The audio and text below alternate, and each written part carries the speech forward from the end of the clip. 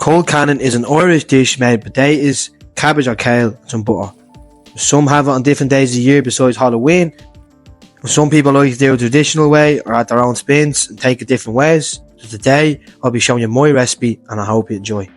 Let's rock.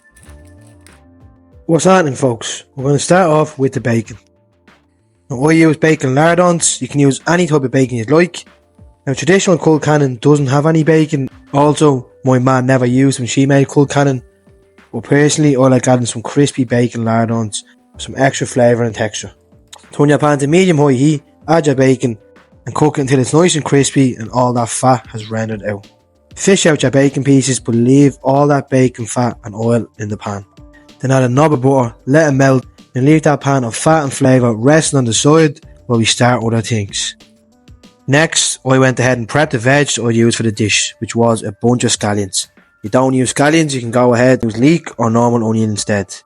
And we're not just going to toss these into the mash nice and plain like that. We're going to spruce them up a bit by adding a knob of butter to a pot on medium heat. When melted, add in 100 to 150 ml of single cream, some black pepper and a splash of milk. Add in the scallions and they begin to boil a little bit. Turn that down to the lowest heat and let them simmer away. Now, this part is totally optional, but I even went ahead and added 1 clove of garlic. Now, if you want to be creative and add other things, maybe that your folks made when you were having Colcannon, go ahead. Now it's time to prep your potatoes. I use around 600 to 700 grams of potatoes and this is enough for 2 nice big servings. Cut them into equal sized chunks. Now, Irish roosters are the best for this recipe, but if you can't get your hands on them, just use any potatoes that you have. Then add your water, make sure it's cold, heavily salted. Never start off your mashed potatoes with boiling hot water. I know it is quicker to cook, but they won't cook properly, so always use cold. If you're new to the channel, folks, and enjoying the content, want to drop a like and subscribe, it's much appreciated. We don't just do Irish recipes on this channel, we do it all. Yeah. While they're boiling away, we're going to prep and cook the cabbage. Now for this part, you can use cabbage or kale, wherever you prefer, or both. Cut a nice big piece off and chop it into shreds. Blanch your cabbage or kale in salted boiling water, and drain it off. We're going to add that into the pan that has all the bacon, fat and flavour. Toss in that crispy bacon to the cabbage, mix all well on medium heat until it gets a bit of colour and all that butter and bacon fat soaks into the cabbage. When your potatoes are done, put them through the potato ricer. Now, honestly, I am actually a phony. I can't believe I went this long without using this, even though I knew it was amazing. I never bought it for some reason, I don't know why. But yeah, squeeze these through the ricer, and I'm sure I'm not the only one that's having this every Halloween.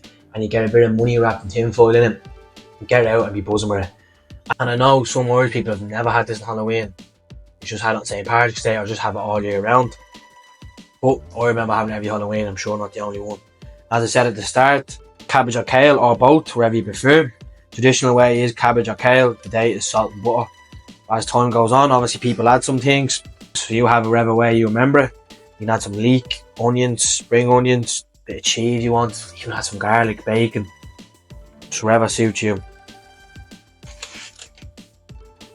When all your potatoes are fully riced through, add in that creamy scallion mixture. Then toss in the bacon and cabbage or kale mixture. Give it all a good mix and a little taste to see if you're happy with the salt, pepper and cream levels. Now I went ahead and added another knob of butter, a little splash of milk and some more salt. So never overdo it at the start with the butter, milk and salt. You don't want to ruin your mash. You can always just taste it and add at the end. I'm absolutely mad on the Irish meals lately. I always go through these little phases and who knows what's next. Now as stated, this is my version and it's not a proper fully traditional way. They wouldn't have added much fat back then, of course. There's nothing wrong with adding an extra spin and something you love for more flavour. I'm uploading this just in time for Halloween, or some folks out there only have it on Paddy's Day, so you're a couple of months ahead. Let me know in the comments if you had it on Patrick's Day or eat a hound, and if you remember getting some coins wrapped in tin foil in the dish. This is a delicious side dish, or it's lovely even served on its own. But if you're looking for another Irish meal to pair with this, I think you might just like this one here.